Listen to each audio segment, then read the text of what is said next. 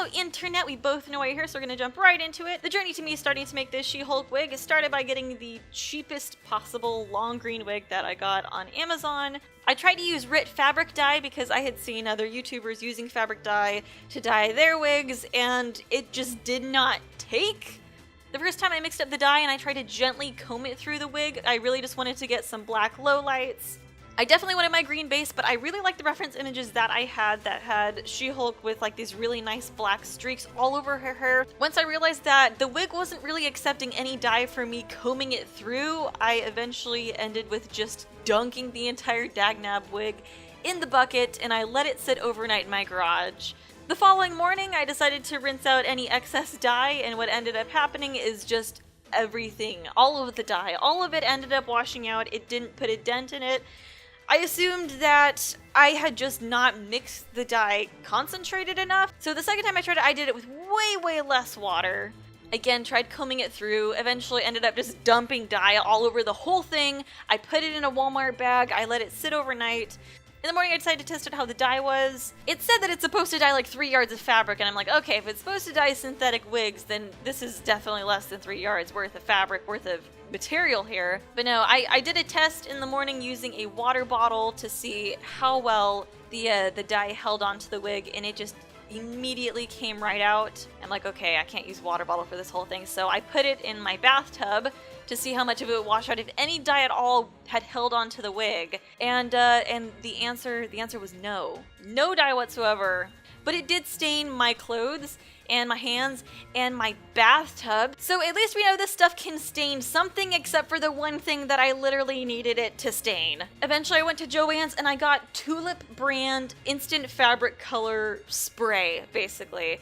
And I figured this stuff would probably dry kind of plasticky and it might be a bit stiff, but the fact that I wouldn't need to see about washing out any excess was a plus to me. I gently sprayed the fabric dye in different sections, hoping to just get some of those nice lowlights. This ended up staying, thank goodness. It dried really quickly. There is obviously a really strong smell, so do this in a well-ventilated area. I even did a little test spray with a water bottle the following morning and none of it came out of the wig. It was basically just nice and stuck to the wig. It did take some time to brush the wig out because it does dry quite plasticky and it does look really stiff, but you can comb it through. The pigment is going to stay in there. It's not going to flake off of you or your model. And then I watched some more YouTube videos of other people that, that were styling their wigs and how they curled theirs and how they straightened theirs. And I saw some people that just used straight up a flat iron to curl their wigs. I'm like, okay, well, obviously this is going to be a good idea. If YouTubers do this with their $100 wigs, maybe my $10 wig from Amazon will behave the exact same way. The answer is no. Your $10 wig from Amazon will not behave the same way as their custom $100 wigs that you see YouTubers use. This ended up being a terrible idea. Also, really quickly, I wanted to try something that I had seen a lot of people do. Pretty much, it's this simple little trick to make wig hairs look pretty similar to actual hairs, which is just taking transparent powder. I used Maron white setting powder that you would usually use for like makeup baking.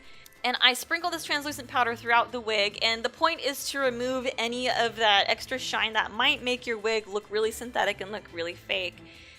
I put way too much on, but I combed it through a bit. Any places that the powder seemed like way too intense and it just didn't seem to comb out proper and it made it look kind of gray, I used a spray bottle with some water and I kind of just like sprayed it out and dissolved some of that powder.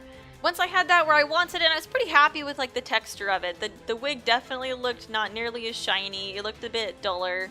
So then, knowing that I couldn't use my flat iron for all of the curling, I used a brush with a pretty wide handle and I used my flat iron and I just really quickly, very quickly just ran my flat iron through different sections of the wig until it was basically nice and warm, and then I quickly wrapped it around my hairbrush's handle and then you just let it go and it had these really pretty not natural looking curls, but it looked like real hair that was being curled. I was pretty happy with how this ended up working. Probably the trickiest part to this is actually dealing with the bangs. While I was styling it, I kept taking breaks and I would go into my bathroom and I would put on the wig and I would see how it framed a face and just the bangs. It was really hard to kind of part the bangs because in most reference photos that I found, She-Hulk doesn't really have bangs. And getting those to kind of like part properly to frame a face and then stay out of the way was really difficult. For most of this, it was just kind of an uphill battle as to just like, why isn't this behaving like YouTube made me think this would behave? If you enjoy these videos and you want to continue to witness my progress learning special effects makeup, or you want to watch 3 men play a lot of video games, you should subscribe to this.